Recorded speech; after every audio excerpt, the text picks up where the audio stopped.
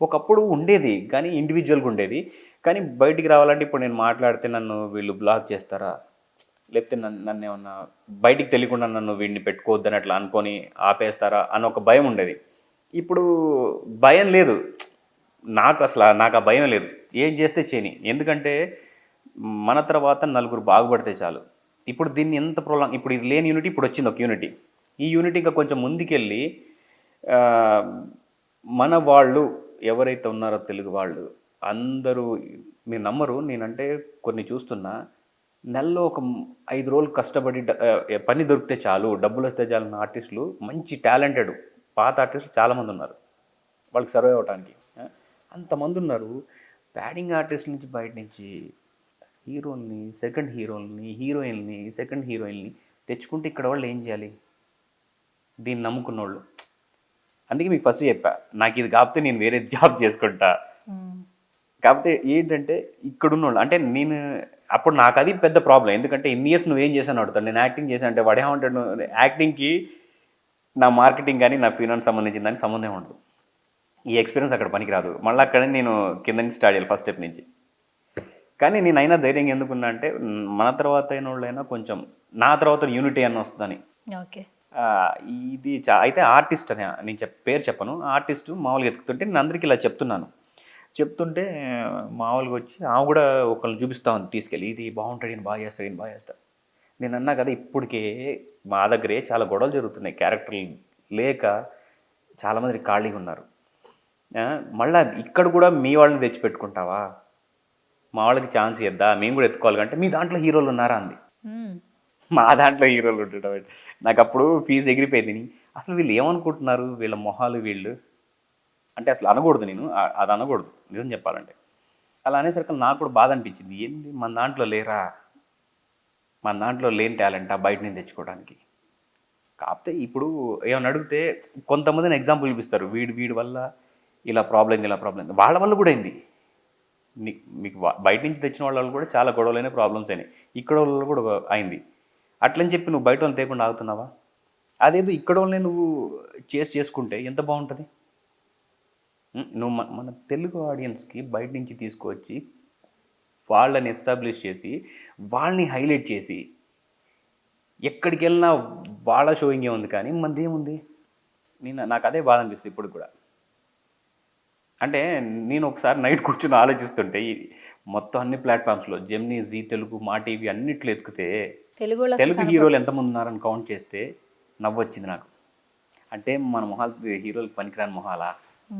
సరే పోనీయండి ఇప్పుడు నడుస్తుంది అట్లా. ఎక్కడో ఒక చైతన్యం వస్తుంది. మళ్ళీ అందరు స్ట్రగుల్ ఫైట్ అన్నీ చేస్తూ ఉంటారు.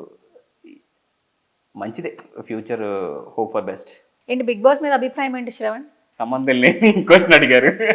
చూడవా అసలు? చూడు మ్యాక్స్ నాకు బోర్ కొట్టినప్పుడు ఏదో చూస్తూ ఉంటా. అది కూడా నాకు నవ్వొస్తూ ఉంటుంది. ఆఫర్ వస్తే వెళ్తావా? ఆఫర్ వస్తేనా ఆ కొట్టుకోవడం అదంతా మళ్ళీ మాట్లాడుకోవడం ఎందుకంటావా? లేదు వెళ్తా. ఆఫర్ వస్తే అది అబద్ధం వెళ్ళననేది. ఒక మనిషి నేను చేయను అని చెప్పడం అబద్ధం.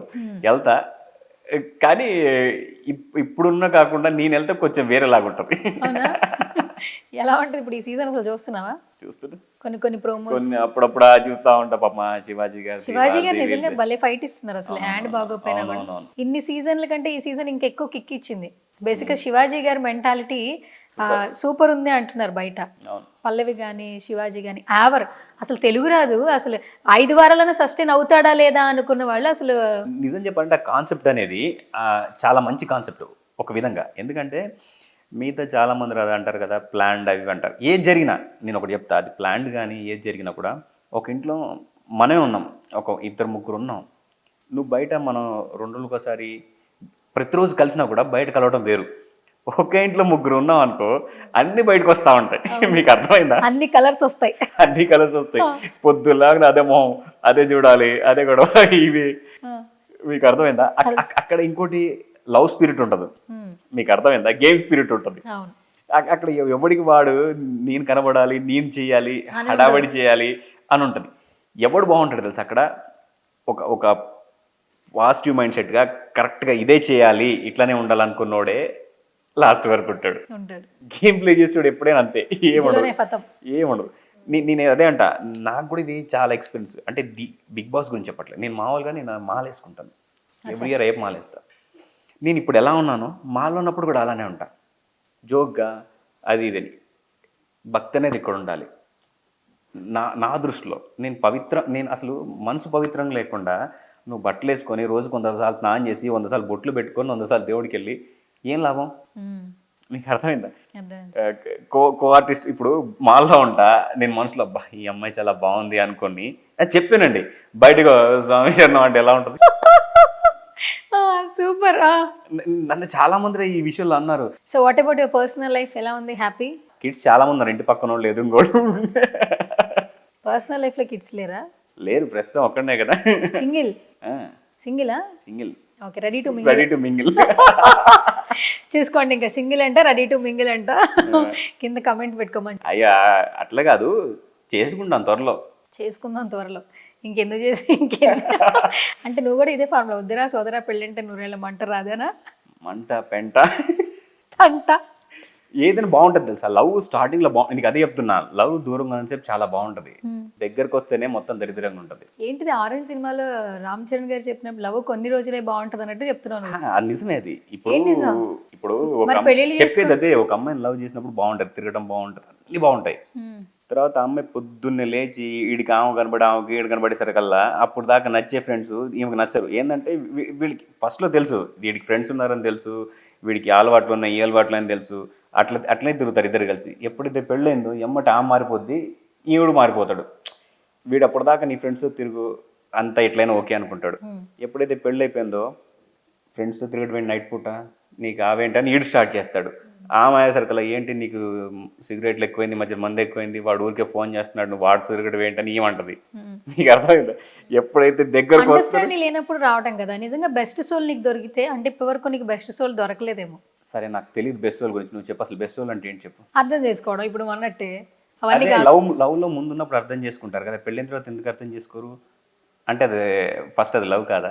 అదే చెప్తున్నా, నీకు వచ్చే పార్ట్నర్ అట్లా వేవ్ లెంత్ సెట్ అయ్యే వాళ్ళు మేబీ ఎదురై ఉండరు నాకు తెలుసు. మీరన్న సోల్మేట్ ఎప్పుడు తెలుసా? ఆఫ్టర్ 50 ఇయర్స్ ఉంటాయి చూసారా, పెళ్ళి అయిపోయిన 50 ఇయర్స్ తర్వాత వాళ్ళు నిజమైన సోల్మేట్స్. ఎందుకంటే వాళ్ళు ఇవన్నీ దాటిపోతారు, గొడవలు అన్నీ అయిపోతాయి. అయిపోయిన తర్వాత అది కూడా ఒక స్వార్థమే. ఒక ఏజ్ వచ్చిన తర్వాత ఒకళ్ళ మీద ఒకళ్ళు డిపెండ్ అయిపోతారు. డిపెండ్ అయిపోయి ఒకళ్ళు ఇప్పుడు ఈమెకి ఏమైనా అయితే నేను బతకలేనేమో, ఆ కేరింగ్ అప్పుడు ఎక్కువ ఉంటుంది అనమాట. నాకు తెలిసి లవ్ అనేది ఒక 50 ఇయర్స్ తర్వాత అండి. ఎందుకంటే నేను చాలా మందిని చూసా. అంతేనా? ఇప్పుడు ఉన్నదంతా అసలు ఇప్పుడు లవ్వే కాదు నాకు తెలిసి. ఇట్లా అయితే మరి మింగిల్ ఎట్లా? హౌ సింగిల్గా ఉండిపోతావా? అదేం లేదు, ఉంటుంది ఇప్పుడు అదే చెప్తున్నా కదా, అన్ని కావాలి, బాధ ఆనందం.